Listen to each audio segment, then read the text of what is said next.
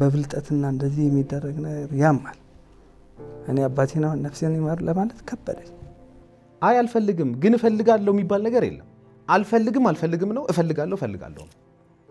እኛ እኮ ሰላም ነው የምንፈልገው፣ እሱም በሰላም ህይወቱ እንዲያርፍ ነው። ምክንያቱም ስፔሻሊ እኔ ምን እንዳደረኩ እሷም ታውቀዋለች እዚህ ስላለ። አሁን የብር መጣ ቀረኛ ለኛ ምን ያደርግልናል? የኛን ህይወት አይለውጥም፣ ምንም አናደርግበትም። እንደዛ ከሆነ ለምን አልተዋችሁትም ነው? የአባት ስም ቀይሮ እንዲህ አይነት ችግር የሚያመጣ ከሆነ ሁሉም ህብረተሰብ ግንዛቤና ጥንቃቄ እንዲወስድ መልእክቴን አስተላልፋለሁ። ህጉ የሚለው ኑዛዜው በተነበበ በ15 ቀን ውስጥ መቃወሚያ በጽሁፍ ይቅረብ ነው። በመሆኑም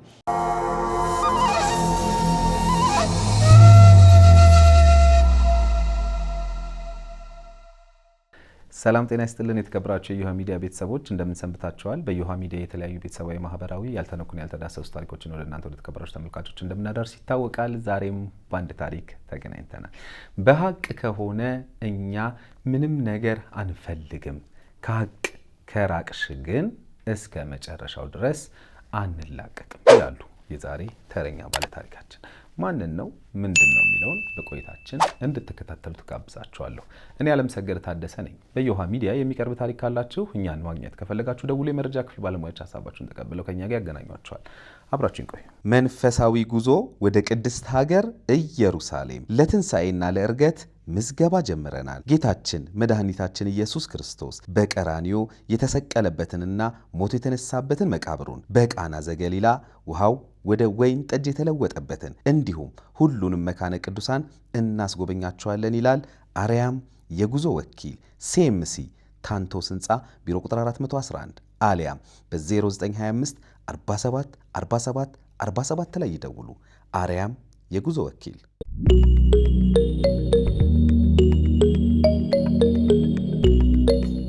እንኳን ደህና መጡ።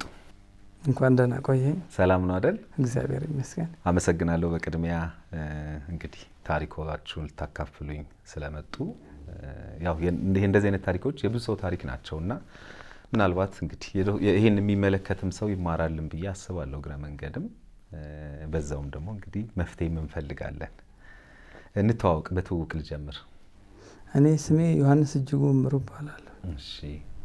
ተወልጄ ያደግኩት አዲስ አበባ ልዩ ስሙ ወሎ ሰፈር በሚባል አካባቢ። አባቴ ፖሊስ ነበር በጡረታ። ከዛ ከእናቴ ጋር የኔና እህትና ወንድሞች አንድ ላይ ሆነን 5 ወልዷል። ከዛ በፊት እናቴ ከሌሎቹ 4 ወልዳለች እና በፍቅር በሰላም የምንኖር ሰዎች ነን። እስካሁን ብዙ ሰው ረድቷል፣ ብዙ ነገር አድርጓል አባቱ። አዎ። ግን አሁን በመጨረሻ የመጣው ነገር በጣም የሚያሳዝን ነገር። አዎ፣ በመጨረሻ ወደ መጣው ጉዳይ እንገባለን። እንደው እስኪ ትንሽ ወደ ኋላ መለስ ስላርገውትና ስለ ልጅነት አውጉኝ እስኪ፣ ንገሩኝ እስኪ። እንዴት ነበር አስተዳደግ? እንዴት ነበር የቤተሰባችሁ ህይወት? እንዴት ነበረ? የቤተሰባችን ህይወት በጣም ጥሩ ነው። አባቴ ሚሊታሪ ነው፣ በዛ በፖሊስነት እንትን ይላል። እናቴም በጣም ጥሩ ሰው ናት። የእናትና የአባት ዘመድ ብለን እኛ አናቅም ነበር። እናቴ ከሞተች በኋላ የምናቀፍ። እናቴ በ1975 ነው የሞተችው። ከዛ በፊት እኛ ቤት 4 ሰው 5 ሰው እንግዳ ከሌለ ሰው የለም ማለት ነው። ያ ሁሉ ሰው ይመጣል ከክፍለ ሀገር። እዚህ ቢችል ስራ ያስቀጥረዋል፣ ባይችል ራሱን ችሎ ሰው ይኖራል። እና እንደዛ በዛ እድገት ውስጥ ነው የኖርነው። እና ለዚህ ምስክር አሁን ይሄን ሚዲያ የሚያይ 30-40 ሰው ለአንተ መልሶ ሊሰጥ ይችላል። በዛ መሰረት እንደዚህ ነው ያደግነው። ከዛ በኋላ እርሶ የራስዎትን ህይወት መሰረቱ? አዎ። ኦኬ። እኔ የራሴን ህይወት መስርቻለሁ። ከኔ በፊት ታላቅ ወንድሜ ነበር፣ አብሮት ይኖር ነበር። አሁን በህይወት የለም፣ ነፍሱን ይማር። እሱን እንትን ካለ በኋላ እንዳልኩ ሌሎች የት ወንድሞቻችን እንደ እህት እንደ ወንድሞቻችን ከክፍለ ሀገር አምጥቶ ላስተምር ሲል ይማር ቢኖር ሲል ያኑር እያልን አብረው ይኖራሉ። እኔም የራሴን ችዬ ስወጣ ከዛ በኋላ እነዚህ የሚመጡ ልጆች አሁን ነርስ ተምራ የተመረቃ ስራ ይዛ ዛሬ በትዳር የምትገኝ ልጅ አለች፣ ከሷ በፊት የነበረች። ሌሎችም ብዙ ሰዎች አሉ። እችኛዋ በመጨረሻ አሁንም እልህ እንደ ታናሽ አምጥተን ተማረች። ኦልሞስት 10ኛ ክፍል ወይ 3ኛ ክፍል 10 ዓመት ሆኗ 3ኛ ክፍል ምናምን ሆና ነው የመጣችው። ከዛ አባቴ አምጥቼ ላስተምር አለ። ተማር ምን ችግር አለኝ ትኖራለች ተብሎ ትምህርት ተማረች። ትምህርቷን ጨረሰች። እስክትጨርስ ያው ሁላችንም የቤተሰብ ድጋፍ ታደርጋለህ። አባቴ የራበዋን ታትበላ። በዛ መሰረት እንደዛ እያደረግን ስንኖር ከዛ ላግባ አለ። እኛ የከተማ ሰው ሁሉ አመቻችተንለት ነበር። ግን የሱ ምርጫውንና ከገጠር እንደ እህት የሚቆጥራት ዘመዱ አሁን ያለችውን እንጀራ እናታችንን አገባት።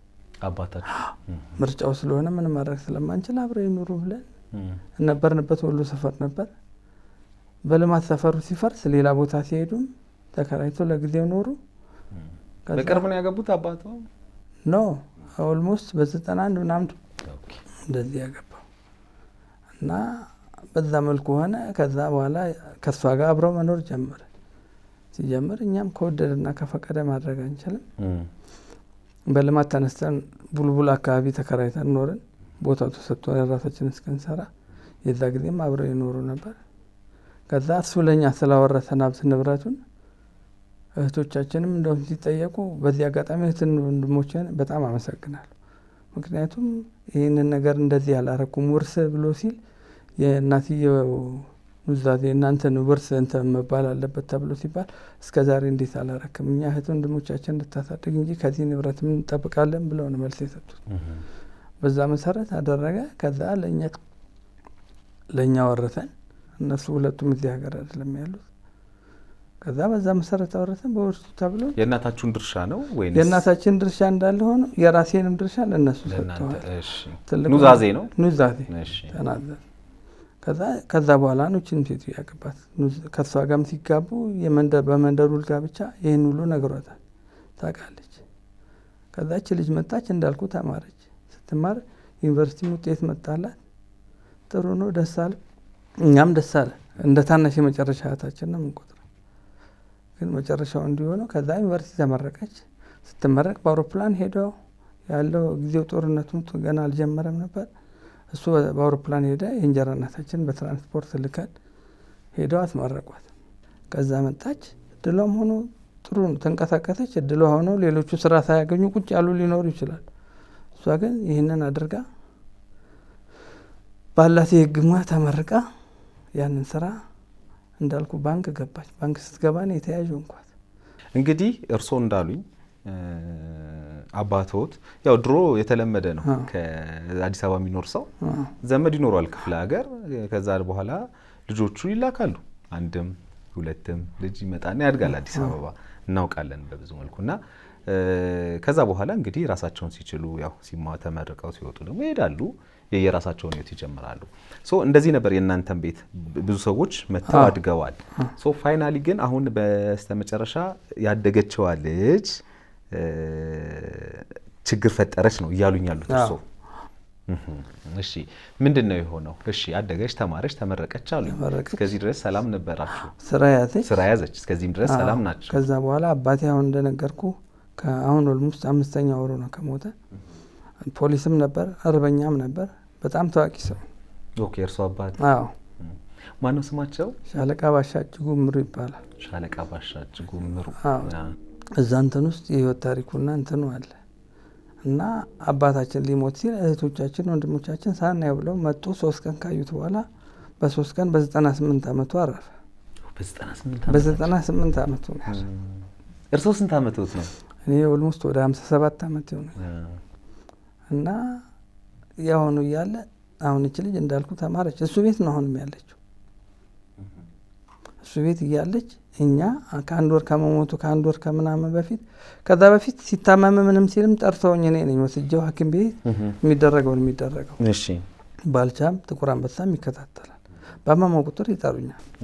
ኢቭን የጡረታውን ውክልና ሲፈልጉ እኔ እና ሲሉኝ እኔ ስራ ስላልነበረኝ ውክልና ከሆነ አንቺ አድርጊውና በየጊዜው ለትራንስፖርትና ባንክ ሄዶ ነው የሚወስደው ከሚሆን ያ ነገር ይሸፍንላቸዋል ብዬ በዚህ ተስማምተን ሁል ጊዜ ሰላማዊ ነበር የምንኖር። እነሱ ግን ከአንድ ወር ምናምን አሁን ከመሞቱ ከአንድ ወር በፊት ወስደው አንዳንዴ ይቅርታ አድርግልኝና ንስሐ አባት ተብለህ ስትባል እንኳን ንስሐ አባት እኔ እናንተ ሰውን ዋሽተን እናስታርቃለን እንጂ ዋሽተን አናጣል። እኚህ ሰውዬ እኔ ወስጄ ሳመጣው ስወስደው ምን ስለው ያውቃሉ። በተለያየ ነገር ጎረቤት የነበረም ልጅ አለ። መልካምነቱ እስከ ዛሬ ያለ ግን እነሱን ሁለቱን ወስደው በ98 ዓመቱ ሌላ ጊዜ በበር የሚፈርም አርበኞች ቢሮ ይሰራ የነበረ ሰው ነው። በጣቱ እንዲፈርም አድርገው ሙሉ ነገሩን ለእሷ እንዲናዘዝ። እኛ እንጀራ እናታችን እኩል መብቷን ማንም የነካው ሰው የለም። እቺ ግን እንደዚህ እንዲደረግ ብላ ያንን አስደርጋ እኛን አልነገሩንም። አባታችን ከሞተ ከ40 በኋላ በሳምንቱ እኛ እንደውም 40ውን ሐውልት ሰርተን እንዲናደርጋለን ምናምን ብለን ስንል ሁኔታዎች አልተመቻቹም። ጊዜውም ስለደረሰ በ80 እናደርጋለን ብለን እኔ ጋር የንስሐ አባትየው ደወሉልኝ። ፈልጋለሁ ምናምን አሉ። ወንድሞቼም እህቶቼም እኔ ጋር ነበሩ ከአሜሪካ መጥተው። እንደ አጋጣሚ የዛ የቀጠሮ ቀን ቅዳሜ ቀን ይሆንና ዓርብ ዕለት እኔ ቤት መጥተው ተሰብስበን አደርን እና እንዲህ ብለውኛል። ከዛ በፊትም ነግሬያቸዋለሁ፣ ግን የዛ ዕለት ዓርብ ማታውን ነገርኳቸው። እንዲህ ብለኛል የንስሐ አባቴ። ስለዚህ ስለምንነጋገር እቺ ልጅ አባቴ እችን እዚህ ድረስ አደርሷታል። ሜቢ በዚህ ጉዳይ ካነሱብን እንጀራ እናታችን በቃም ብላ እስክትኖር ድረስ እዛ ቤት አብራት ትኖር። ከዛ በኋላ እናትየው እንጀራ እናታችን ደግሞ በቃም ብላ በምትል ጊዜ የሀብት ክፍፍል ሲኖር ለሴትዮዋ ሰጥተን እኛ የሚደርሰንን ወስደን ለእሷም የሚደረገውን ነገር እናደርጋለን ብለን ማታ ተነጋግረን እግዚአብሔር ሰላም ያሳድረን ብለን ጠዋት ተነስተን እንደ እምነታችን ኦርቶዶክስን ጸልየን ጠዋት ተነስተን ሄድን። እንዳጋጣት ይህ እህቴ ያለች ታላቅ እህቴ ማለትም በእናት የምትዋላደን እንደዛ ውርሶን እንድናደርግ ያደረገችን እሷም ነበረች። አንድ ደግሞ ያክስቴ ልጅ አለ። ለማንኛውም ጥሩ ትልቅ ሰው መኖር አለበት ብለን ሁለቱን ይዘን ሄድን አባቴ ቤት። እንደምነግር እስከ 40 ድረስ የ42 ራሱ ሄደን ሻማ አብርተናል፣ ቡና ጠጥተን ቁጭ ብለን ሰላማዊ ነበረ። እነሱ ግን ያንን ቀምረው የተቀመጡት ነገር ስለሆነ እኛ አላወቅንም። ኢቭን የለቅሶ ለዚህ ገና ሳይቀበር መኝታ ቤቱን መቆለፍ ጀመሩ። እኛ ደግሞ አንዳንድ ንብረት እንዳይጠፋ ወይም ለጥንቃቄ ይሆናል ብለን ቁልፍ ነው ያስቀየሩት። እንደውም ክፍት የነበረውን ቤት ይህም በመልካም ነው እኛ ያለን። ከዛ ይህን ነገር አናዘው ምናምን ሰውየው ቀጠሩን። የዛ ዕለት ቅዳሜ ጠዋት ሄደ። ስንሄድ በስነ ስርዓት ቤት ገባን፣ ቁጭ አልን ምናምን። ከዛ ንስሐ አባትየው ኑዛዜ ነው ኑዛዜውን መናገር ስላለብኝ ልነግራችሁ ነው አሉ። ምን ችግር አለ? አባቴ በህይወቱ ማንንም ሰው ማስከፋት አይፈልግም። የተጣላ ሰው የሚያስታርቅ ነው። ሰው ሲያገባ ሽማግሌ የሚሆን ሰው ነው። በዛ መልኩ የሚያደርግ የነበረን ሰውዬ ከዛ ሰውየው ኑዛዜውን ላንብባሉ። ከዛ አብሯቸው የነበረው እዛው ጎረቤት ጋር ያለ ልጅ አለ። እሱ ከሆነው ሙሉ ለሙሉ ለእሷ እንደተናዘዘ እኛ እንደማይመለከተን እና እንዲህ ብለውኛል፣ ይህን ለመንገድ ነው አለ። ከዛ ወንድሜ እንደውም ወንድምና እህቴ በጣም እንትናሉ። አይ እንደሱ አይደለም፣ እንዴት እንደዚህ ይባላል? እኛ እቺ ልጅ እህታችን ናት። ዛሬ ያባታችን ነበረች ኑዛዜ ነበረች እና እነዚህ ምንም ሰዎች ነበር። አባታችን ከዘራውና ቡና የሚጠጣበትን ሲኒ ለኛ ቢሰጡና ለሷ ቢሰጧት ምንም ችግር የለበትም። ግን በብልጠትና እንደዚህ የሚደረግ ነገር ያማል። እኔ አባቴን አሁን ነፍሴን ይማር ለማለት ከበደኝ። እናቴን እሱ የነበረበትን ዘመን 1 ወር ብትኖርልኝ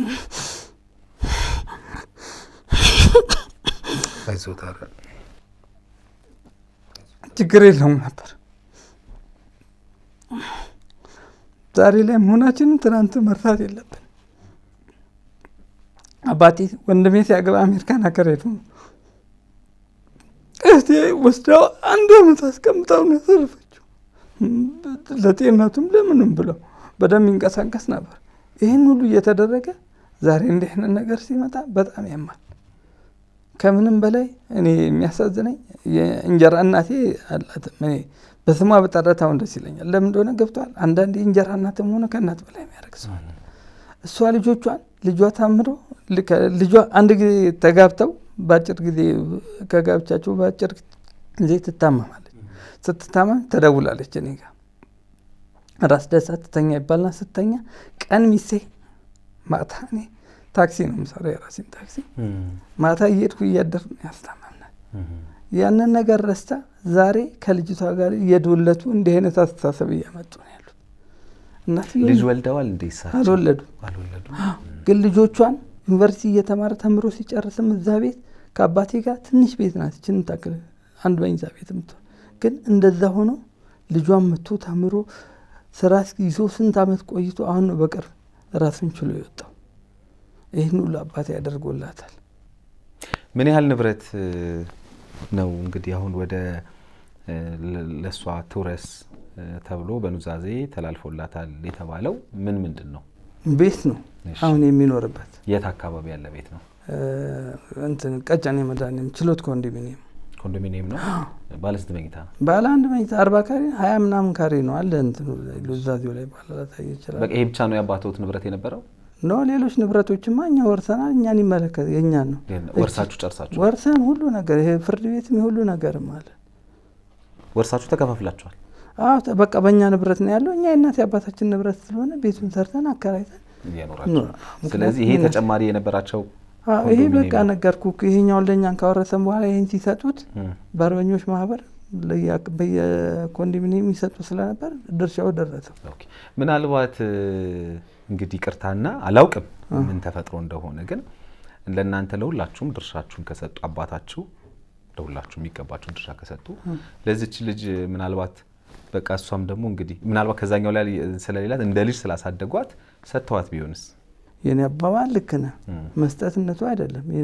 እኛም እኮ ያንን የእናት የአባታችን ድርሻ እንጂ ይሄ አባታችን ድርሻ ነው። በአግባብና በስነ ስርዓት ቢሆን እኛም ይሄ ነገር መጥቶ ዛሬ ህይወታችንን አይለውጠው።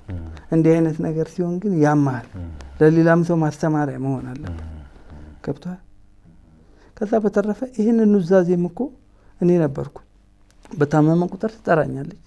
የአባትነት የልጅነትም ግዴታ ነው። ሄጄም አየዋለሁ። እኔ ለቤት አመት በዓል ቤቴ አልውልም። እሱ ጋር ሄጄ ነፍሳቸውን ይማርና የባለቤቴ እናትና አባቶች እነሱ ጋር ሄጄ በሁለተኛ በሶስተኛ ቀን ነው በዓሌን ማከብር። ያ በሆነበት ሁኔታ እንደዚህ መሆኑ በጣም ያሳዝናል። እናትየውም ደግሞ ቢያንስ ልጆቿን አስተምሮላታል፣ እዚህ ደረጃ አደርሶላታል። ይሄንን ነገር ስታረቅ አላቅም እንዳትል እዛው ቤት አንድ ቤት ነው የሚኖሩት። ወይም ሻይ ቤት ወይም ካፌ ሊጋብዙት አይደለም የሚወስዱት። ውልና ማስረጃ ሲወስዱትም ቆይ እስቲ እሱን እንምከረው ብላ ማለት ነበረባት። ልጅቷ እንግዲህ ከ10 ዓመቷ ጀምሮ ነው የመጣችው ብለው ነበር። የምትጠራውም በአባታችሁ ስም ነው? አባቷ አለ ግን አባቴ ስላመጣት በእኔ መጠራት ትምህርት ቤትም ስትገባ በእኔ መትገባ አለባት ብሎ በዛ ነው የምትጠራው እኮ። በአባታችሁ ስም ነው የምትጠራው ከዛን ጊዜ ጀምሮ። ስለዚህ እንግዲህ እስክተምራ እስክተመርቃ እስክትል እስካሁንም ድረስ ያው መጠሪያ ስሟም የእናንተም አባት ስም ነው ማለት የጋራ ነው።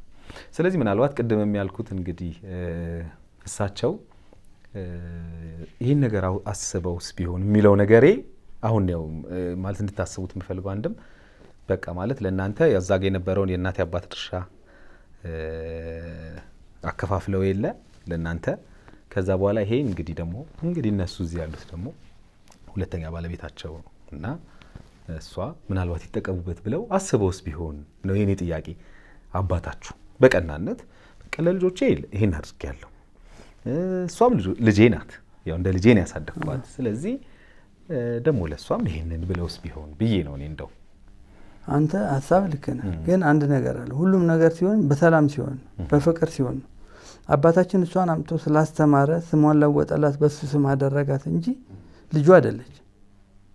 ገብቶሻል? እኛም እኮ እንደ እህት የቆጠርናት በአባታችንም ስለመጣች እንደ እህታችንም ሆና ስላደገች እንጂ ልጅ ነኝ ብለህ የምትለው በጉድፍቻ ከመጣህ የጉድፍቻ ማስረጃ ሊኖር ይገባል። ገብቶሃል? ከዛ በተረፈ ልጅ እርግጥ ትጠራበታለች። ከዛ በፊት እኮ ሌላ ነው የራሷ ስምና ገጠር የነበረችበት የራሷ ስምና አባቷም እናቷም በህይወት አሉ እኮ። እኔ እንደውም ለሌላውም ህብረተሰብ ማስገነዝበው እንደዚህ የአባት ስም እንደዚህ ይሁን ሲባል የኛ አይነት እድል እንዳይገጥመው ማንም ሰው ሊረዳ የሚችለውን ድረስ እስኪረዳ። ከዛ በተረፈ የአባት ስም ቀይሮ እንዲህ አይነት ችግር የሚያመጣ ከሆነ ሁሉም ህብረተሰብ ግንዛቤና ጥንቃቄ እንዲወስድ መልእክቴን አስተላልፋለሁ።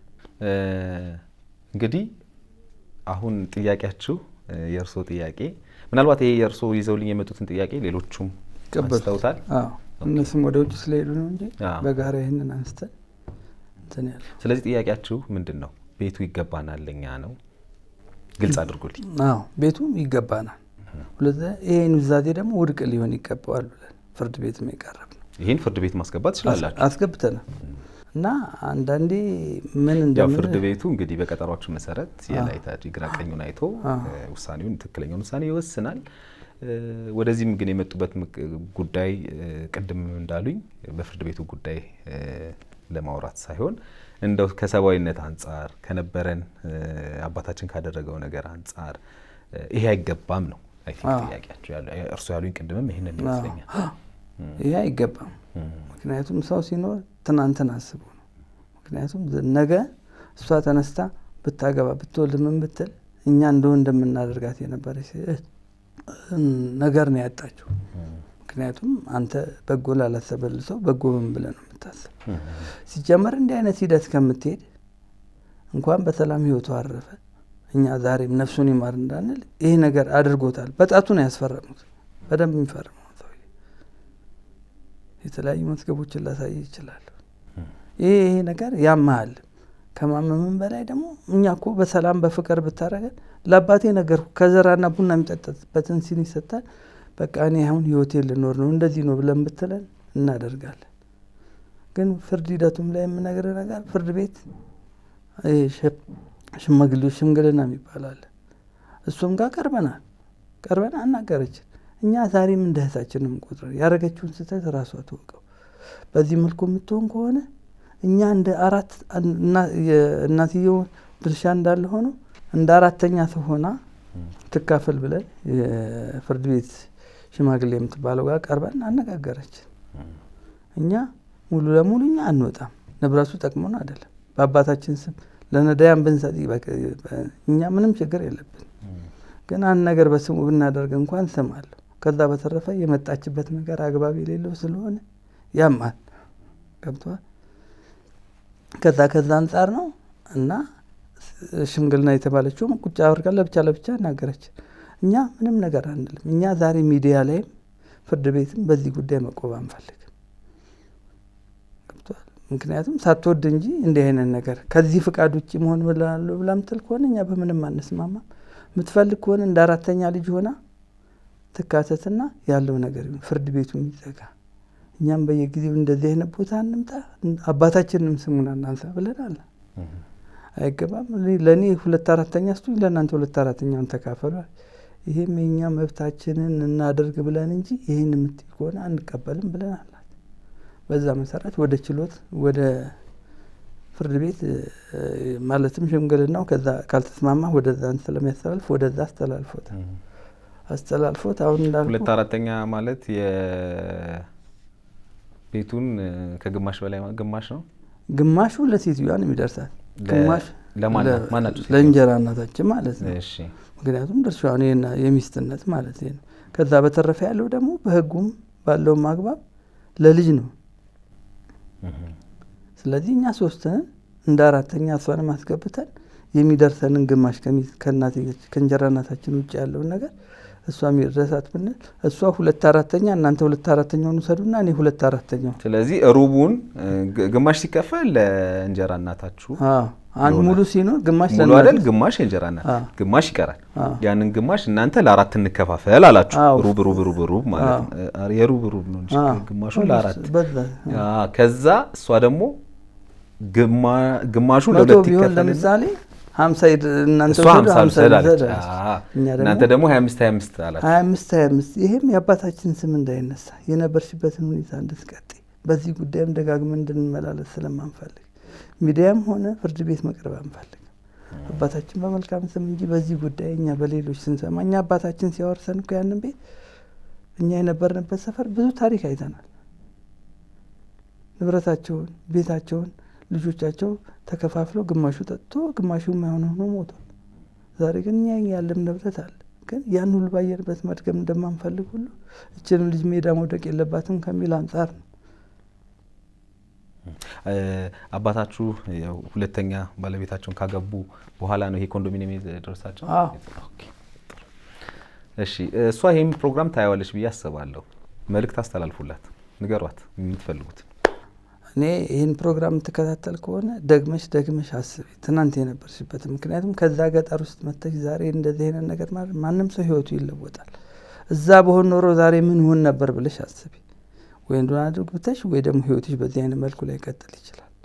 ለዛሬ ላደረገለሽ መልካም ውለታ አባታችንንም በትንሹም በትልቁም እኛም ባደረገው ስህተት በየጊዜው ስሙ ማንሳት ስለሚከብደን ራስሽን አስበሽ የራስሽን ጭንቅላትሽን ገምተሽ የምታረጊውን ነገር በደንብ አስቢ። ሰዎች በሞሉሽና በነገሩሽ ነገር ሁሉ የማይሆን አስተሳሰብ ይዘሽ አትራመጂ። ኢቨን አባታችን እዛ ኑዛዜው ላይ እኔ ነኝ የማሰማው እኔ ኪኒን ገዝታ አታውቅም። እህት ወንድሞቼ ከዛ ይልካሉ። እኔ 6 ሰዓት ሌሊት ለምን አይሆን መኪናዬን አስነስቼ እንዲህ ታሟል ሲሉኝ አደረኩ። እሷ ዛሬ እኔ ብቻ እንዳደረገች ብለሽ የምታረጊው ነገር ህሊናሽ ያውቀዋል። እናትየውም ደግሞ ብትሆኝ ልጆች አሉሽ። እኛ እንደ እናት ነው ያየንሽ፣ ያንቺን አመለካከት አናውቅም። ግን ነገ የምታረጊው ነገር ዋጋ ያስከፍላል። ለልጆችሽም ጥሩ ሆነሽ እኛ ዛሬ እዛ ጋር መጥቶ የሚመጣው ገንዘብ ለእኛ 5 ሳንቲም ህይወታችንን አይለውጥም። አንቺ ግን እህትና ወንድምነትሽን ነው ያጣሽው። እኛ አይደለንም። ይህንን ሚዲያ የሚመለከት ሰው ሁሉ እኔ በእግዚአብሔር ስም ጠይቃችሁ እኔን ብላችሁ ሳይሆን የምታውቁትን ሀቅ ለሚዲያው መልእክታችሁ እንድታስተላልፉ ነው የምጠይቀው። እሺ፣ አመሰግናለሁ። እንግዲህ ምናልባት እሷን ለማግኘት ሙከራ አደርጋለሁ። ስልኳ አድራሻው አለው ነበር ታሪጊዋለሁ፣ ግን ከሰው ፈልጌ ቢሆን እነግርሃለሁ። አዎ፣ ያው መደወል ስላለብን ማግኘት ይሄ በእርሶ በኩል ያለውን የሰማሁት፣ በሷ በኩል ደግሞ ያለው እውነት ምንድነው የሚለውን ለመስማት ሙከራ እናደርጋለን። እንግዲህ ስልኳ ሲሰጡኝ ከሰራልን እንደውላለን። ካለበለዚያ ደግሞ ይሄን ፕሮግራም ካየሽው በእርግጠኝነት ልታዩት ትችላለሽ ብዬ አስባለሁ። በተለያዩ አማራጮች ልትደውይልን ትችላለሽ። ያው አድራሻችን። አመሰግናለሁ። እንግዲህ ያው ይሄ ታሪክ ቅድም እንዳልኩት የእናንተ ቤተሰብ ታሪክ ብቻ አይደለም፣ የብዙ ቤተሰብ ታሪክ ነው። ብዙዎች በእንደዚህ አይነት ክርክር ውስጥ ፍርድ ቤት ላይ አሉ። የብዙ ሰዎች ታሪክ ነውና እንደ እርሶ ያሉ ሙሉ በሙሉ 100% ትክክል ነው ወይ 100% ውሸት ነው እያልኩ አይደለም። ወይ እሷ በሷ በኩል ያለው ነገር 100% ትክክል ነው 100% ውሸት ነው እያልኩ አይደለም። እውነታውን ግን ሁላችንም ስለምናውቀው አሁን እናንተ ታውቃላችሁ አስተዳደጋችሁን አይደል? ለሷ ተደረገ ያሉትን ዋቴቨር እናንተ የመጣችሁበትን አባታችሁ ያደረገውን ነገር በደንብ ታውቃላችሁ። ስለዚህ ፍቅሩ ነው የሚሻላችሁ። እኔ የሚገባኝ እንደዛ ነው። ምክንያቱም ለልጅ ልጆቻችሁ ይሄን ያያሉ መቼም ወደፊት አይደል? ምን ተፈጠረ ሲባል እንደዚህ አንዲት ቤት ነበረች እኮ እንደው በዛ ቤት ተቀያይመን ለዛውም የሩብ የሚደርሰን ቤት ላይ ተቀያይመን እንደዚህ ሆነን ሲባል ምን ይባላል? ነውርም ነው አንደኛ። ሁለተኛ ማንም ሰው የሚገባውን ማግኘት አለበት። ይሄ መረሳት የለበትም በነገራችንና ከዛ አንፃር እናንተ ደግሞ የሚገባችሁን ስለምታውቁ እርሶም ወንድሞቹም እሷም የሚገባችሁን ታውቃላችሁ ሀቁን። ስለዚህ በዛ መሰረት መስማማት የምትችሉ ይመስለኛል። እድሉ አላችሁ ብዬ ስለማስብ ነው። ፍርድ ቤት አትታረቁ አትስማሙ አይልም። ስለዚህ መታረቅ፣ መስማማት፣ መግባባት የምትችሉበት እድል አለ። እኛም ዝግጁ ነን እናንተን ለማስማማት። ባይዘቤት አልነገር ያላለፍኩት ነገር እኔ የእህቴ ልጇና እንዳልኩ ከሷ በፊት አምጥተን ያሳደግናት ልጅ ነርስ ናት ያልኩ እኔን ደውለው አናገሩኝ። ለምን አትስማሙ? እኛ የምንስማማው እዛ እንደነገርኩ ፍርድ ቤት ሸምጋ ያለችው ይህንን ነገር እኛ በዚህ እኛ ባልናት ጉዳይ ከተስማማች እናደርጋለን። እኛ ባልናት ጉዳይ ካልተስማማች የፍርድ ቤቱ ሂደት ይቀጥላል አልናቸው። አይ እኛ እሷን ተቆጥተን ያለውንም ነገር እናደርጋለን እናንተ እሺ በሉ ብቻ። እኔ ለሁሉም ዋራንት ሆናለሁ እሺ እንላለን ባልኳችሁ አሁን ቅድም እንደነገርኩ ባልኩ መሰረት ይሁን ብዬ አልኳቸው። እሺ ብለው አሉ። ፕሮሰሱን ጀመሩ። አነጋገሯት ብዙ ጊዜያቸውን ፈጅተው። ከዛ እሷም ነገሩ ጸጥቶኝ አናደውኝ ነው እንጂ ምናምን ብላለች። ለምን ያናደዱሻል? ያለውን ነገር ነው የነገርሽ። እኛ አባታችን ሲሞት ለአባታችን ነው ያደረግነው። እውነቴን ነው የምነግርህ። አንዳንዴ እግዚአብሔር ለሁሉም ነገር መልካም ነው። የዛን ቀን ሲሞት ጾም ስለሆነ በማግስቱ ትልቅ ሰው ነው ብለን ሊደረግ የሚገባውን ነገር ሁሉ ነው ያደረግነው። ቀላሎች አይደለም አሁን የሚኖረው ነገር። እኛ ለስስ ላረግን አይቆጨንም እንጂ ከዛ ተነስተን ሐውልቱን አሰርተናል። ሐውልቱን ስናሰራ 5 ሳንቲም ማንም ሰው ያደረገልን ነገር የለም። ማለትም እነዚህ ጉዳዮች ላይ ያሉ ሰዎች እየሰራች ነው። እኛም ከሷ የምንጠብቀው ነገር ስለሌለ ያናደርገን። ግን ከስንት ዓመቷ ጀምሮ ነው ያደገችው? ቤት ኦልሞስት ከ10 ዓመት ጀምሮ። አሁን ስንት ዓመቷ? ምን ያህል ዓመት እንደው እናንተ ጋር ኖረች? በቃ ከዛ ጀምሮ መጣች። እኛ ጋር ነው ያደገችው። አባቴ ነው አምጥቶ። መቼ ላይ ነው የመጣች? ያስታውስታል? አላስታውስም። ከሷ በፊት እኮ ሌላ ያጎታችን ልጅ የእናቷ ወንድም የሆነ መጥቶ አድጓል ኖራል። አባቶት ሁለተኛ ሚስት አግብቶ ነበር እሷ ስትመጣ?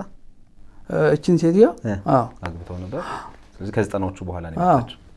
እና እንደነገርኩ ይህን ነገር ብለው ሲሉኝ ኦኬ ምንም ችግር ከተስማማች ምንም ችግር የለም ፍርድ ቤቱንም ያለውን ነገር እንዘጋለን ብላ እሺ ብላ ከተስማማች በኋላ ሁልጊዜ ተንኮል እንደምታስብ የምታውቀው እሺ ብላ ከተስማማች በኋላ እኛም በማግስቱ ይህንን ጽፈን እናስገባና ከፈረመች አስገብተን ያለው ፋይል ይዘጋል።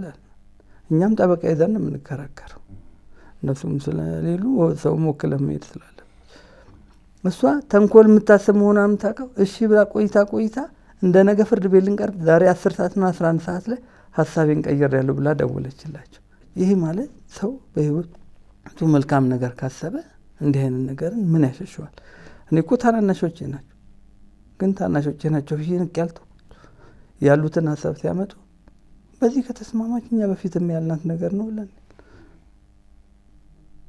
እና ለሁሉም ሰው እኔ ለትውልዱም ለእንዲህ አይነት አስተሳሰብ ላለው ሰው ሰርተን ሲባረክልን ነው። እኛም ታች ሆነን ወርደን እናታችን ጠላት ሸጣ ታድጋናለች፣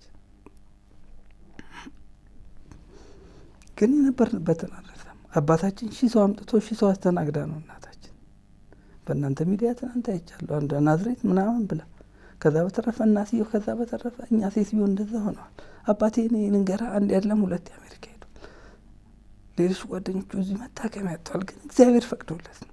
እኛም ኖሩን አይደለም ግን በቃ ስለዚህ በዚህ ምድር ስንኖር ስፔሻሊ ለእንጀራ እናት የምክራት ልጆች አሉሽ። ስለዚህ ለልጆች መጥፎ ክሬዲት አታቆይ። እኛ ገንዘቡ ምንም አያደርግልን። ለአንቺ ንጹህ እናትነታችን ነበር ያሰብነው። አንቺ ብትታመሚያት ከጎንሽ ሆነን አባታችን ቢታመም ከሆነ ልነግር ይችላል። ባልቻ ሆስፒታል ብትሄድ ነግሮ ስፔሻሊ ፊዚዮቴራፒ እሷ ስራን እየሰራች እኔ ማድረግ አለብኝ ብዬ ነው ስራዬን ትቼ ሄድኩ እያሳከምኳት። ይሄ ግዴታዬ ነው። ግን ያንን ሁሉ መርሳት የለበት። ጥሩ።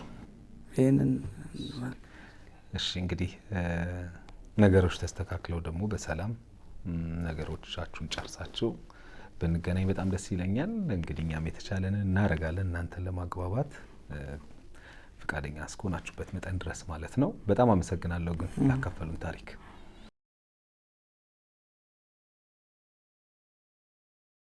ዛሬ በድጋሚ አቶ ዮሐንስ እዚህ ተገኝተዋል።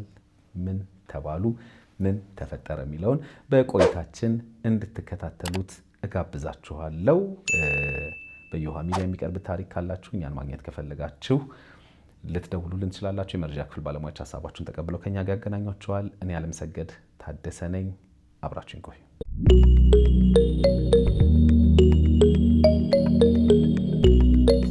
በድጋሚ እንኳን ደህና መጡ አቶ ዮሐንስ። እንኳን ደህና ቆያችሁ። ሰላም ነው? እግዚአብሔር ይመስገን። ከወራቶች በፊት ተገናኝተን ነበረ። ዛሬ በመግቢያችንም ለተመልካቾች ከወራቶች በፊት ከኛ ጋር ቆይታ ያደረጉትን ቪዲዮ እያሳየን ነበር። እንግዲህ ፍርድ ቤት እንግዲህ ጉዳዩን ይዞት ነበረ። ምን ተወሰነ? ፍርድ ቤቱ ያው ይግባኙን እኛ ምልህ ሰላማዊ ሆነምና እንዲህ አይነት ነገር ስለማና ከ40 በኋላ ነው አውቀው ያሳወቁን። እንትም ኑዛዜውን ማለት ነው። ኑዛዜውን አንቀበልም ነው ያልነው። ብንቀበል ወደ ፍርድ ቤት አንሄድም። ግን ንስሐ አባት የተባሉት እዛ ኑዛዜ ላይ ያሉት ከዛ በፊት እኔን የሚያውቁኝ ያን ጊዜ ያል እንኳን ጠሩኝ። አሁን ኑዛዜውን ከ40 ምናምኑ ቀን በኋላ ሰጥተውን ከዛ ቤተሰቡ ደግሞ እኛ እናነጋገር ምናምን ብለው አሉ። እኛም በአንድ ወደ ፍርድ ቤት መሄድም ስላልፈለግን የፍርድ ወረቀቱንም የኑዛዜ ወረቀቱንም ሰጡን ስንላቸው ሰውየው ፈቃደኛ ባለመሆናቸው እነሱ ለካ እዛ ስለምትሰራም ፔናልቲውን ስለምታውቅ 15 ቀን ካለፉ በኋላ ሰንተን ስላላቸው ስላሉ ይርጋ ያግድልኝ ብላ በዛ መሰረት ፍርድ ቤቱ ደግሞ ያን ውሳኔ ወሰነው። እንደሱ ነው እንግዲህ። አሁን እኛም ይግባኝ ብለናል። ምን ተወሰነ? ያው የእንትኑ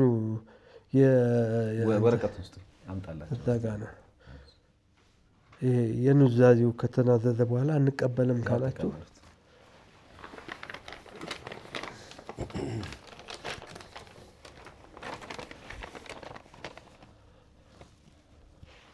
በእድሜ ምክንያት ኑዛዜ ማድረግ የማይቻልና የማይገባ ሆኖ እያለ ኑዛዜ ተደርጓል በማለት 40 ካለፈ በኋላ የተገለጸልን ሲሆን በኑዛዜውም የሟች አባታችን የወንድም የልጅ ልጅ የሆነችውና እዚህ አዲስ አበባ አምጥቶ እንድታድግና እንድትማር የተደረገና እኛም ከሳሾች አስተዋጽኦ ላደረግንላት ተብሎ እንግዲህ የተከሳሽ ስም አለ።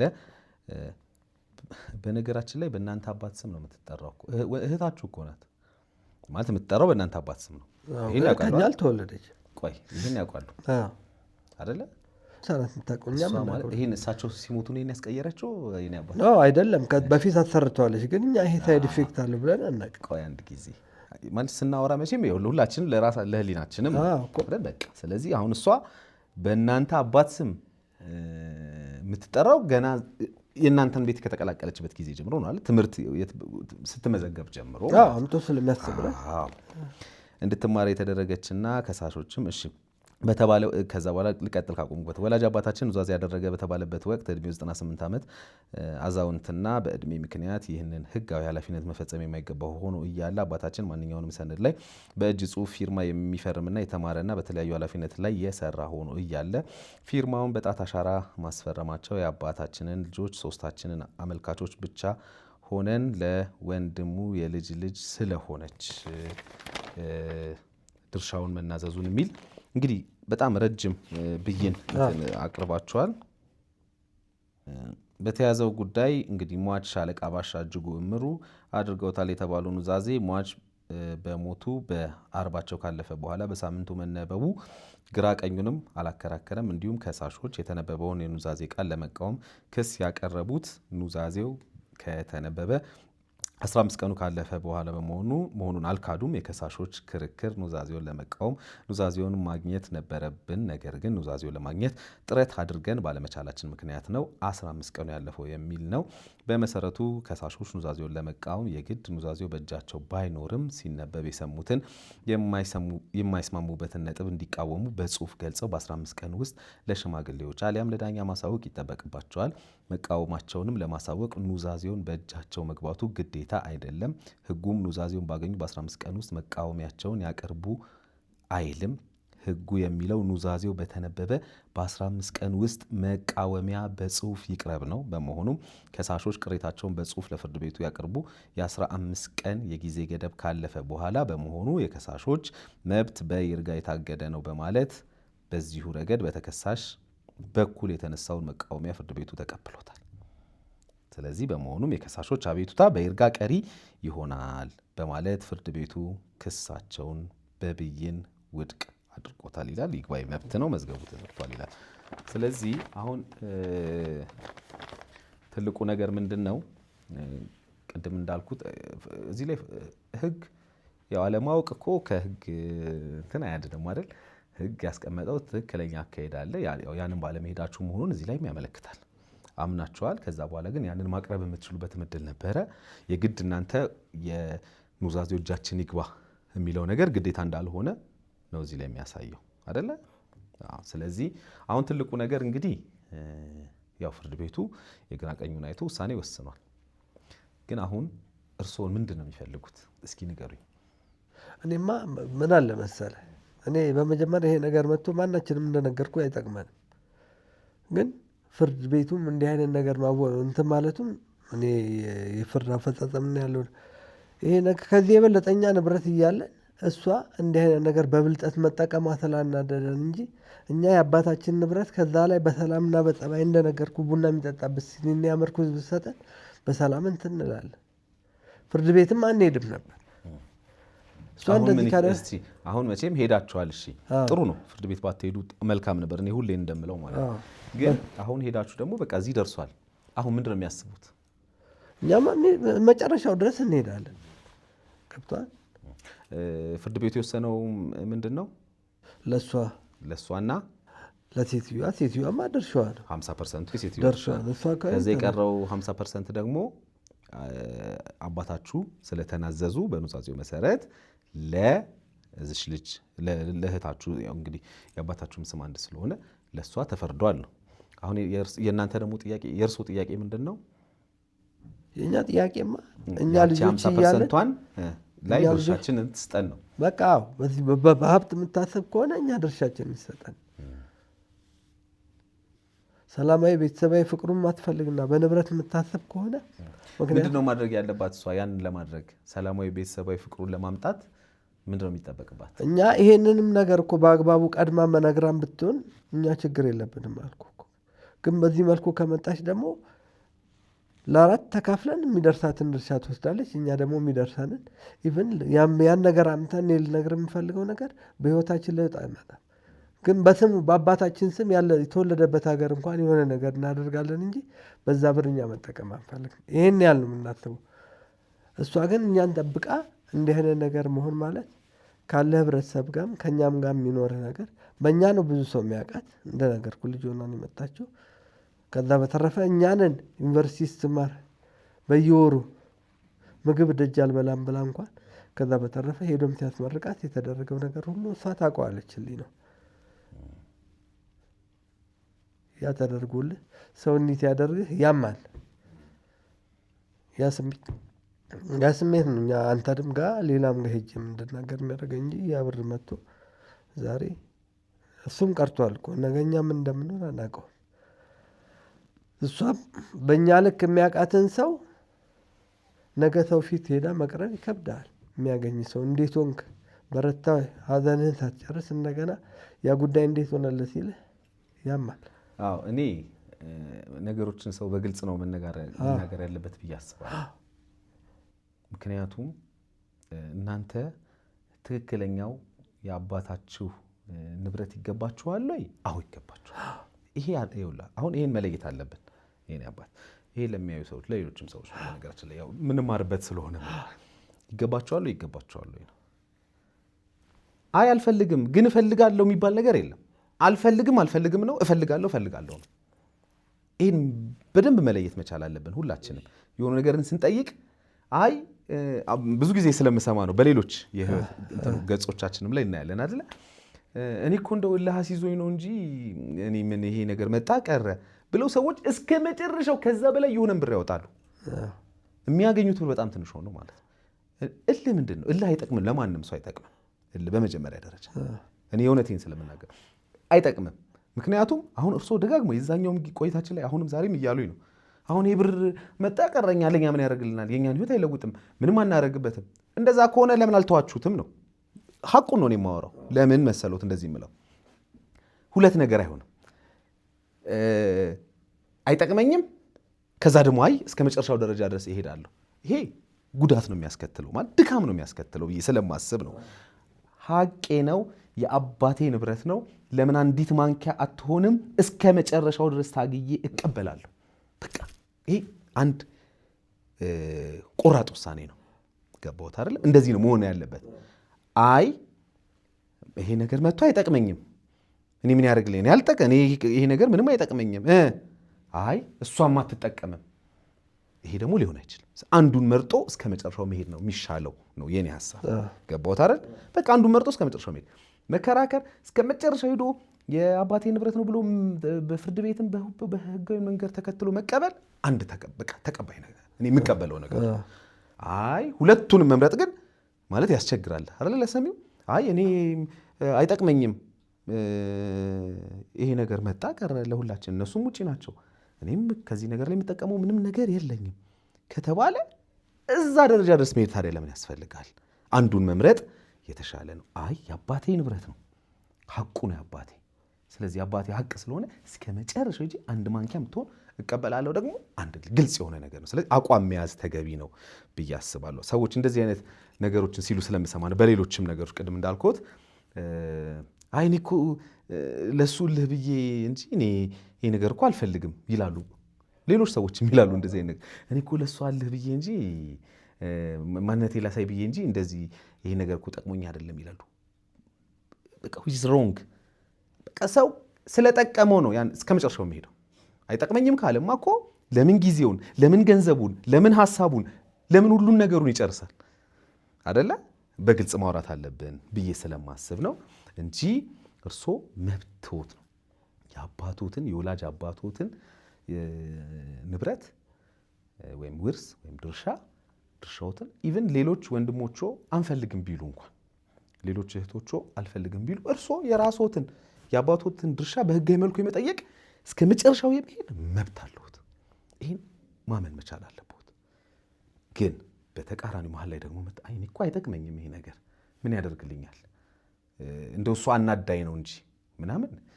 እንዴ ሰው ስላናደደን ጊዜያችንን፣ ገንዘባችንን፣ እድሜያችንን እንጨርሳለን እንዴ? ተገቢ አይደለ? ከተቻለ በቃ በሰላም እንዳሉት አሁን ቅድም ሰብሰብ ተብሎ እንግዲህ መቼም ትልቅ ሰዎችም ካሉ ሰብስቦ ምናምን በቃ እኛ ይሄ ነገር ነው፣ አንቺ ተማሪ፣ አንቺ ልጅ ነሽ፣ እንደዚህ ስላናደድሽን ይሄ ነገር ሆኗል፣ አሁን ደግሞ እንደዚህ አድርጊ። በቃ አሁን ለምሳሌ ትንሽም ትሁን ድርሻ መስጠት አለባት ብለው ካሰቡ በቃ አሁን እዛ ጋር የሚሄዱ እናንተን ማለት ነው አላስፈላጊ ነገር ነው። ስለዚህ የሚገባንን የሆነ ነገር አድርገን እኛ ደግሞ የፈለግነውን እናድርግበት።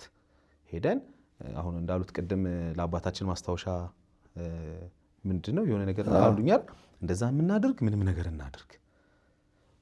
በቃ ይሄ በሰላም እንደ ወንድምና እንደ እህት እንፍታው ነው የሚባለው። እዚህ ጋር አልፈልግም፣ አይጠቅመኝም፣ እዚህ ጋር ደግሞ እስከ መጨረሻው ሄዳለሁ። ግን እኔ ማለት ለእኔ በግሌ ለሌሎችም ሰዎች ነው ይህን ሀሳብ የማቀርበው። በነገራችን በግሌ አሳማኝ አይደለም ለማለት ፈልጌ ነው። ስለዚህ ያው በህጉም እናንተ ትሄዳላችሁ። ግን እስኪ እኔም ደግሞ ላናግራትና ማለት ነገሮች ምን ባለፈውም ደውዬላት ነበር አስታውሳለሁኝና ግን ምንድን ነው እስቲ በእሷ በኩል ያለውን ደግሞ ልስማ። እኔም ደስ ይለኛል።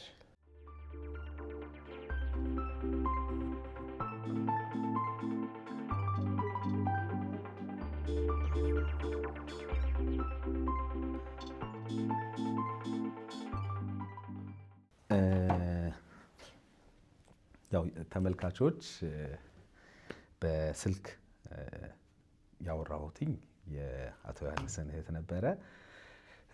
ያው ምላሹ የኔ ምላሽ ከፕራይቬሲ ከብዙ ነገር አንጻር ፍላጎት የለኝም እዚህ ላይ እንዲካተት የሚልን ሀሳብ ነግራናለች። እናከብራለን ውሳኔዋን። ትልቁ ነገር ያው እርሶ ሰምተዋል ያለችውን አይደለ በደንብ።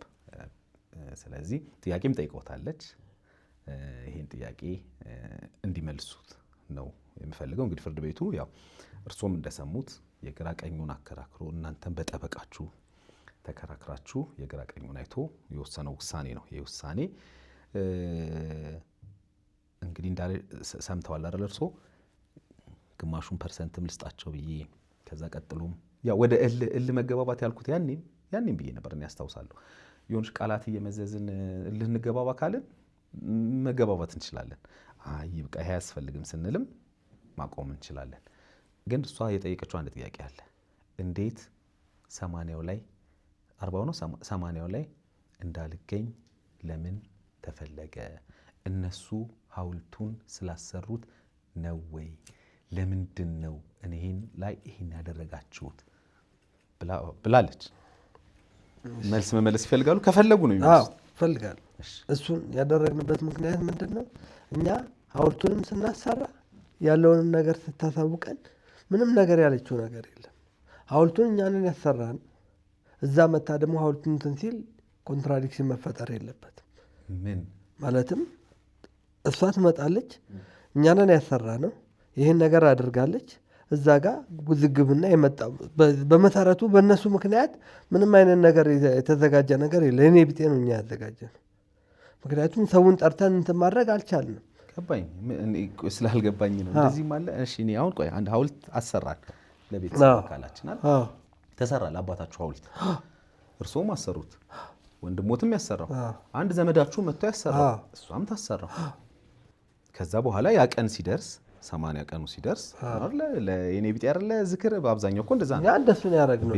በቃ ብዙም ሰው እንደዛ ነው የሚያደርገው። ቤትም ይሁን ወይም ደግሞ አካባቢ ላይ ተድሮ ነፍስ ይማር በሉልን ይባላል። ታዲያ እሷ ማንም ያሰራው ገንዘብ ሻወጣችሁ እናንተ ምን ችግር አለው ታዲያ? መታ የአባቷን ሐውልት ብታይ ነው የኔ ጥያቄ ይሄ ነው። ግን የኔ አባባል ምን እንዳለ ታውቃለህ? በዚህ ኮንዲሽን ሆነ እዛ ጋር መታ እኔ አሁን ለምሳሌ እኔ እሷን በማምናትና በመወዳት መልኩ አድርጌ እሷ ደግሞ እንዲህ አይነት ነገር አድርጋኝ እዛ ጋር በትመጣ መጥፎ ነገር ሊፈጠር ይችላል። እኔ በሌለሁበት እኛ በሌለንበት ማድረግ ይችላል። አሁን እንግዲህ ወደ ዋናው ፖይንት እንመለስ።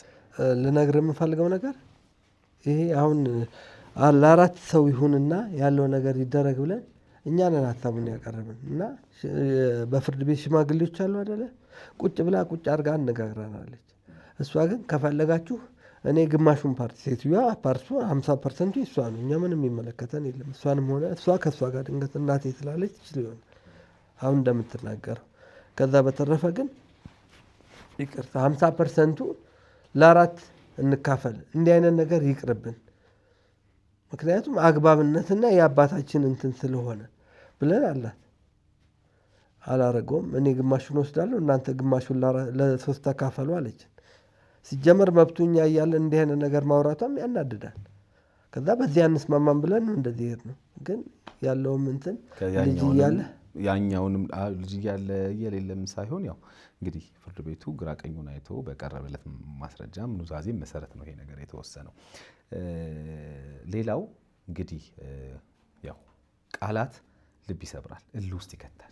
እውነት ለመናገር አይደል መቼም እርሶ ከኔ በላይ ብዙ ነገር ያቀርባል፣ ከእርሶ ብዙ እማራለሁ። አሁን እሷ ቀድም ያለችኝ ነገር አንዱ ምንድን ነው እንዴ እንደውም እኮ ምን ልጅ አይደለች እኛ እኮ ስለፈቀድን ነው የሚል ቃል ከእናንተ ቤተሰብ ብቻ አይደለም ከሌሎች የቤተሰብ ታሪኮችን ስለማቅ ነው። እንደዛ ሲወጣ እዛ ሰው ላይ በጣም እልህ ይጭራል። ምክንያቱም ህግ ያካሄድ እያለ አባት አሳድጎ ምክንያቱም አንድ ልጅ የሚሆንባቸው የህግ አካሄዶች አሉ። በነገራችን አይደለ ልጅ የሚሆንባቸው የህግ አካሄዶች ባዮሎጂካሊ ተወልዶ በማደጎ አድጎ በብዙ መልኩ ልጅነቱ ይረጋገጣል። ስለዚህ ይሄን አለው ህጉ ራሱን ችሎ አካሄድ አለውና ያለው ውስጥ መጋባቱ እዚህ ደረጃ እንዳደረሳችሁ እሷም እየተናገረች እንደነበር ሰምተዋልና ትልቁ ነገር አሁን እንግዲህ ዋናው ሰላም ነው፣ ዋናው ፍቅር ነው፣ ዋናው ይቅርታ ነው ብዬ አስባለሁ። ጥፋት አለመግባባት በቃ ካላልነው አይቆምም፣ ይቀጥላል። ስለዚህ አሁን እንግዲህ እሷን ጠይቂያታለሁ፣ ሰምተዋል። እንግዲህ እኔ ባለሁበት እንደው አንድ እድል ስጭን ይቅር ለእግዚአብሔር ተባባሉ ብያለሁ። እሺ ብላኛለች። ያው ቀኑን አሳውቅሻለሁ ብያታለሁ። ስለዚህ እርሶ ምን ያስባሉ? በቤተሰቦችስ ምን ያስባሉ? ይቅር ለእግዚአብሔሩ ላይ ነው አሁን እያወራ ያለሁት። አዎ ግን አንድ ነገር ልነግርህ የምፈልገው ባይዘዌ ይሄንን ነገር እሷ እንዲህ ትበል እንጂ ከኛ የበለጠ እንደሷ ያሳደግናት እህታችን ሌላ ደግሞ የእህቴ ልጅ ሆነው ቁጭ ብሎ አናግረዋታል። ይህን ሁሉ ቤተሰብ እንደዚህ አይነት ነገር ከሚታመስ በፍርድ ቤት ከሚሆን አንቺ ተስማሚና እነሱ እንዲያካፍሉሽ ለአራት ሆናችሁ እንደዚህ አድርጊና ሰላማዊ መንገዱ ይቀጥል አሏት። እሺ ብላለች። እውነቴን ነው የምነግርህ፣ እሺ ብላለች። ከዛ እነሱ እንደውም እኛን ፈርተው እኔ ነኝ እዚህ ያለው ሲያናገሩ እንዴ እኛ እኮ ሰላም ነው የምንፈልገው፣ እሱም በሰላም ህይወቱ እንዲያርፍ ነው። ምክንያቱም ስፔሻሊ እኔ ምን እንዳረኩ እሷም ታውቀዋለች። እዚህ ስላለው ሰው ለአባቱ እንዲያረኩ አይልም። እሷ ስራ እንዳትቀር ብዬ እኔ ስራዬን ትቼ ነው ሲታመም ምንም ሲል ነገሩ ማለት ነው። የማድረግም ግዴታ ነው። ግን ይህን አባባል አንዳንዴ ስታስበው እሷ ስራ እየሰራች እኔ ስራዬን ትቼ እንትን ያረኩትኝ የእሷን ፕሮባቢሊቲ በመጠበቅ ነው። ገባ? ይህን ሁሉ አድርጌ ይህን ሁሉ ነገር እያወቀች ከዛ በተረፈ እኔ እንደዚህ ላደርግ ብላ ስትል እነዛኞቹ ሲሉን አንተን ፈርተን ሲል እኔ ከተስማማች ምንም ችግር የለም። ምክንያቱም ሰላማዊ ነገር መቀጠሉ ከሚል አንጻር ነው። እሺ ብላለች ብለውኝ እኔ ወረቀት ተጽፎ እንትን ሊል ተብሎ ከተባለ በኋላ መጨረሻ ሰዓት ላይ ደግሞ እሷ ነገ ፍርድ ቤት ቀጠሮ እንደሚሆን ስለምታውቅ ሀሳቤን ቀይሬያለሁ ብላ ነው የነገረቻቸው። እንደዚህ እናድርግ። አሁን ያለፈውን ነገር እያነሳን ከሄድን ቅድም እንዳልኩት ያለፈው ነገር ግን እውነታውን እያወቀው እንትን ነው ገብቶኛል። አይ ነገሮኝ የለ ባለፈው እኮ ብለውኛል እርሶ በርሶ በኩል ያለው አሁንም ያለፈውን ነገር እያሰብን ከሄድን አሁን እሷንም ብጠይቃት እሳቸው እንደዚህ ብሎ እነሱ እንደዚህ ብሎ ልትለኝ ትችላለች። እርሶም እንደዚህ በእናንተ በኩል አሁን ያለፈውን ተው። ስለ ነገ ደግሞ ማንናችንም አናቅም አይደለ? ስለ ነገ ማንናችንም አናቅም። ስለዚህ አሁን ነገ ላይ ነው እያወራን ያለነው። በቃ ቀጠሮ እንያዝ። እኔ ልምጣ ያላችሁበት የሚመቻችሁ ቦታ መምጣት እችላለሁ። እኔ ምንም ችግር የለብኝም። እሷን ቅጠራትና እሷ የምትለው ቦታ መምጣት ይችላል። በእናንተ በኩል ማን አለ መገኘት የሚችል? በእኛ በኩል እንደነገርኩ በዚህ ጉዳይ ባለቤት ያለች እንደ እናት ወራ ስለምትቀርባት ነው። አሁን እንዳልኩ ያሳደግናት ልጅ አለች፣ እንደ ሽምግልና ያናገር የእህቴ ልጅ አለች። እነሱ እዛ ስላሉ እህትና ወንድሞች እነሱ ችግር የለም። በቂውን ማንም ምንም ችግር የለም። እሷን በእሷ በኩል ያሉትን ሰዎች ዋናው አሁን ለይቅር ለእግዚአብሔር ነው እውነታውን ለመናገር ማለት ነው። ስለዚህ ነፍስ አባቷም የሚገኝ ሰው በሙሉ ይገኝ፣ ሁሉም ይቅር ለእግዚአብሔሩ ይቅደምና ከዛ በኋላ እሷም እንዳለችው ደግሞ በቃ ማለት አሁን ይሄ ነገር ከሆነ በኋላ ወደ ሌላ ነገር ከመሄድ ደግሞ የሚገባ ነገር ካለ ማድረግ የምትችለው ነገር እሷ ካለ ደግሞ እንጠይቃለን። በቃ ደርሶም ደርሶ ነው እዚህ ያሉት አይደል በዋናነት። ስለዚህ ለእርሶም በቃ የሆነ ሌሎች ለኔ አይደለ ቆይ አንዴ ሌሎቹ ውጪ ናቸው ያሉት ብለውኛል። እርስዎ ነው እዚህ ያሉት አይደል? ውክልናው ሁሉ ነገር እኔ ጋር ስላለ ስለዚህ እና እርስዎ እነሱን ወክለው መቀመጥ ስለሚችሉ ይቅር ለእግዚአብሔሩ ከቀደመ ከዛ በኋላ እንዳልኩት ነው። እሷ ምንም አሁን እንዳሉት እርስዎ ክፍለ ሀገር በሱ ስም የሆነ ነገር እናድርግ ብላችሁ ላሰባችሁትም ነገር የምትለው ነገር ካለ ምንም ነገር ሁሉንም እንሰማለን። ስለዚህ ዋናው ነገር ግን ምንድነው ቅድሚያ መሆን ያለበት ይቅር ለእግዚአብሔሩ ነው። ስለዚህ ለዛ እንዘጋጅ፣ ቀጠሮ እንወስዳለን። ቀጠሮ እኔ ፕሮግራሞቼን አሬንጅ አድርጌ እነግሮታለሁ፣ በዚህ ቀን እሎታለሁ። በዛ ቀን እነዛን ሰዎች አዘጋጅተው ይጠብቁኛል። ለሷ እደውላለሁ። በዛ ቀን እዛ ፕሮግራም ላይ ትገኛለች። ይሄን መናገር እችላለሁ ለተመልካቾቼ ማለት ነው። በጣም ነው የማመሰግኑት። እግዚአብሔር ደግሞ ሰላሙን አምጥቶ ፍቅራችሁን የምንፈልገው ተሰብስባችሁ እንዳገኛችሁ ነው እኔ የምመኘው የምፈልገው። ይሄ እንደሚሆንም ተስፋ አደርጋለሁ። ምክንያቱም ልባችንን ለጸብ ባዘጋጀኑ ቁጥር ጸበኛ ይሆናል፣ ለፍቅር ባዘጋጀኑ ቁጥር ፍቅር ይሆናል። ስለዚህ ከፍቅር በላይ ደግሞ ምንም ነገር የለም። ስለዚህ ያን እናደርጋለን ብዬ አስባለሁ። አቶ ዮሐንስ በጣም አመሰግናለሁ። እኔም አመሰግናለሁ። እግዚአብሔር ያክብርልኝ። እሺ እንግዲህ የተከበራችሁ ተመልካቾቻችን ከዛሬ እንግዲህ ከአቶ ዮሐንስ ጋር ያደረኩት ቆይታ ይሄንን ይመስላል። እንደተከታተላችሁት ነው። ይህ ታሪክ በነገራችን ላይ የነሱ ቤት ታሪክ ብቻ አይደለም፣ የበርካታ ቤተሰቦች ታሪክ ነው። በተለይ ከውርስ ጋር በተያያዘ ሁሌም እንደምለው እኔ ወላጆች ተጠንቀቁ። በቃ በተቻለ መጠን እንደው ነገሮችን እያላችሁ በቃ ነገሮችን ማስተካከል ብትችሉ ብዬ የምልበት አንድ ምክንያት ይሄ ነው። ሁለተኛ ውርስ ጠባቂ ደግሞ ትውልድን መፍጠር የለብንም። ወላጅ እንደ ወላጅ ልጆችን ስናሳድግ በቃ ይሄ ውርስ ጠባቂ አድርጎ ማሳደጉ ላይ በጣም ትኩረት መስጠት መቻል አለብን። አንደኛ። ሁለተኛ የወላጆችን ውርስ መውረስ ለልጆች ኃጢአት አይደለም፣ ተገቢ ነገር ነው። ምክንያቱም የመጀመሪያ ሕጉም ምኑም ስለሚደግፍ ማለት ነው። ግን በዛ ሂደት ውስጥ መከባበር ቢኖር፣ መፈቃቀር ቢኖር፣ ይሉኝታ ቢኖር መልካም ነው ማለት ፈልጋለሁ። ምክንያቱም ሂዱና ፍርድ ቤት እዩ፣ እህት ከወንድም ጋር፣ አባት ከልጅ ጋር፣ እናት ከልጅ ጋር ተከሳሰው ነው ያሉት አይደለም ፍርድ ቤቱን ያጨናነቁት። ስለዚህ ይሄ ለምን ይሆናል? በፍቅር ማለቅ የሚችል ጉዳይ ሀቅ ከሆነ ማንም ሰው ሀቁን ማግኘት አለበት። ስለዚህ ማንም ሰው ሀቁን እንዲያገኝ ካደረግን ደግሞ ሁሉንም ነገር በሰላም መፍታት እንችላለን። እያንዳንዷን ነገር በሰላም መፍታት እንችላለን። ያኔ ነው ከኔ ይቅር ከኔ ይለፍ የሚለውን ነገር ማምጣት የምንችለው ብዬ አስባለሁኝ። ስለዚህ ይህ ታሪክ ግን ለብዙዎች ያስተምራል ብዬ አስባለሁ። ለማንኛውም በቀጠሯችን መሰረት ደግሞ በእነሱም በኩል በእሷም በኩል ያሉትን ነገሮች ያሉትን ሰዎች ሰብስበን አገኛቸዋለሁኝ። እንሄዳለን፣ እናወራለን፣ በግልጽ ችግሮችን እንፈታለን። ይቅር ለእግዚአብሔር እንዲባባሉ እናደርጋለን። እስከዛው ግን እንግዲህ በዚሁ ሰናበታችኋለሁ። በየውሃ ሚዲያ የሚቀርብ ታሪክ ካላችሁና እኛን ማግኘት ከፈለጋችሁ ደውሉ። የመረጃ ክፍል ባለሙያዎች ሀሳባችሁን ተቀብለው ከኛ ጋር ያገናኟችኋል። እኔ አለምሰገድ ታደሰ ነኝ። መልካም ጊዜ